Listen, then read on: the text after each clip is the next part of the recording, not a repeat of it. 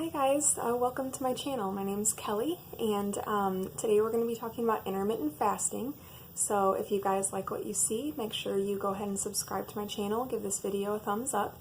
I am going to be breaking up this video into two parts, part one and part two. And in this video I'm going to be talking about just what is intermittent fasting, a brief overview, what does an intermittent fasting schedule look like, and all of the different protocols. And what specifically what does my intermittent fasting schedule look like? What protocol do I follow? And also a little bit about exercise and intermittent fasting.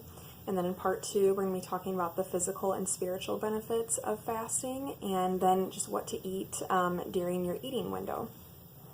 So in my last video that I had posted, if you guys haven't watched that yet, make sure you go back and check it out. I just documented my health journey over these last 7 months and how I was able to decrease my inflammation, increase my energy, get rid of the brain fog I was experiencing, and also lose 70 pounds in the last 7 months. So if you guys missed that video, go ahead and check it out. And I had talked in that video about how exactly I did that.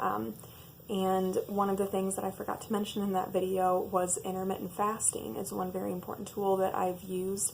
I've been intermittent fasting for about the last 5 months, and I'm kind of glad I forgot to mention it in the last video because it really does kind of deserve its own video. It's just a big topic. So, alright, so first I just want to say again that I'm not a doctor, I'm not a fitness expert.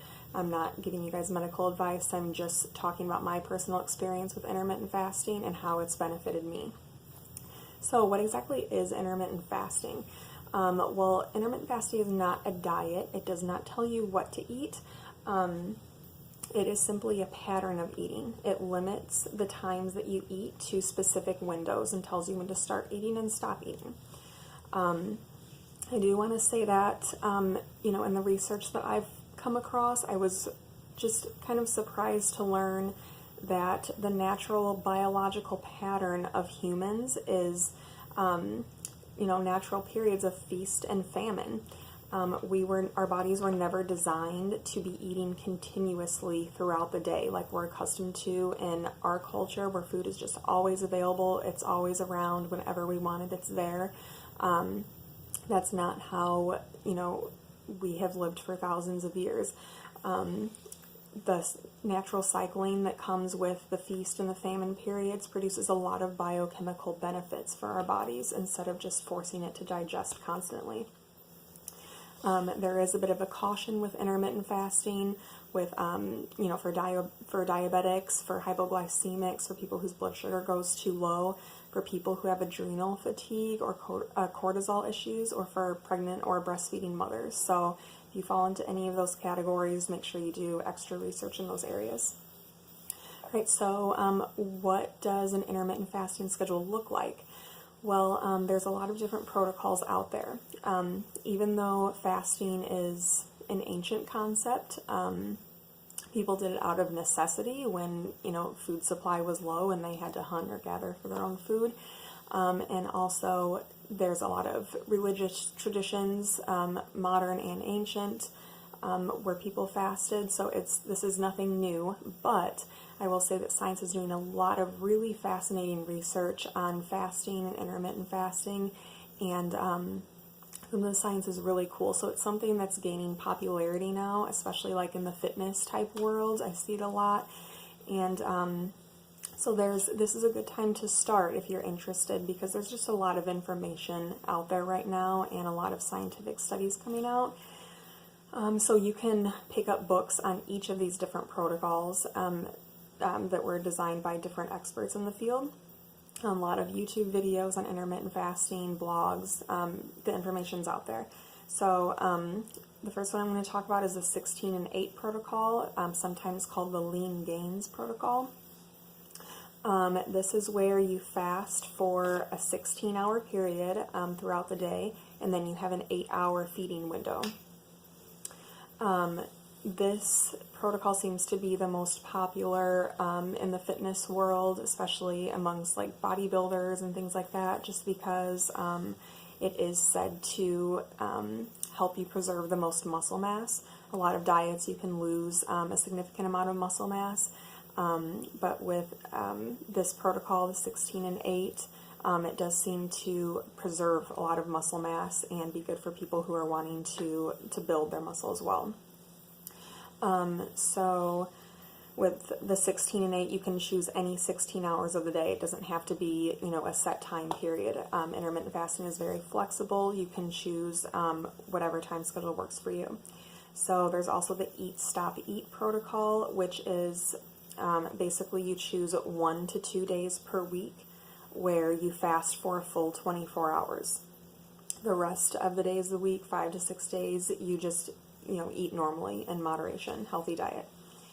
There's the warrior diet where you basically are fasting most of the day, every day of the week, and you just eat one meal per day, like a large meal, and you eat it at night. And the 5 and 2 plan where you eat normally 5 days per week, and then 2 days out of the week you only eat one small, like 500 to 600 calorie meal. So what exactly do I use? My personal schedule is that I do use a 16 and 8 protocol. I fast for 16 hours out of a 24-hour period, and my feeding window is 8 hours. Sometimes I'll go up to 18 hours. The longest I've ever fasted so far is 20 hours. And basically my personal schedule is that I'm not a nighttime eater anyway, so I prefer to eat an early dinner and then just stop eating after dinner time. We usually eat pretty early in our house most days of the week. When my husband gets home from work, I just like to have dinner on the table, ready to eat. So when he walks in, he just throws down his backpack. We sit down at the table, we eat, and we pray and we eat. And so I usually get done with dinner like 5:30, 6 o'clock at night, and then I just start my fast after that. I stop eating, and I fast all throughout the night, and then I basically just delay my breakfast until like 9:30 or 10 o'clock the next morning if I'm just doing 16 hours. And that's it. And then I have 8 hours to get all of my food in for the day. So like I said, intermittent fasting is flexible. That schedule would not work for everybody. Sometimes people like to eat really late at night.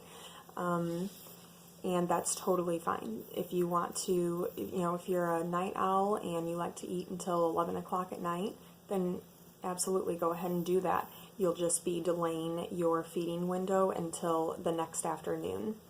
You won't be able to eat it all in the morning. So if, the sound of a 16-hour fast just seems a little bit too much for you right now, then you don't have to do it all right away. The nice thing about it is that you can just slowly start cutting back your eating window and slowly start lengthening the time of your fast until you get to 16 hours and just give your body that bit of an adjustment period.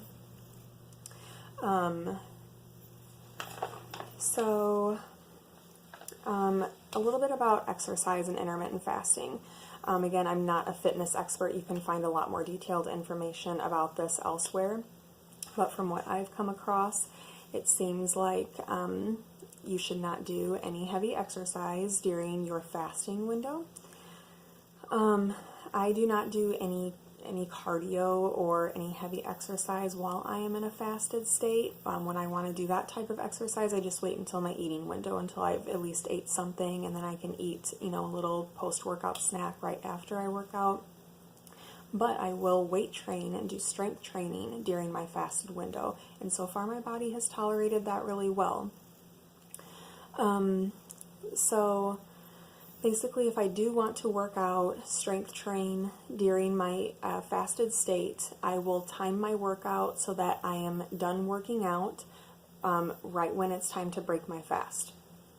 So I'll finish working out, I'll go right in the kitchen, I'll usually have my breakfast or my snack prepared, and I will just eat that right away. And I know that my body would not do well at this point if I would, you know, try to do a heavy workout and then fast for hours afterward. I would be starving. I'd be shaky. I do have some problems with like mild reactive hypoglycemia.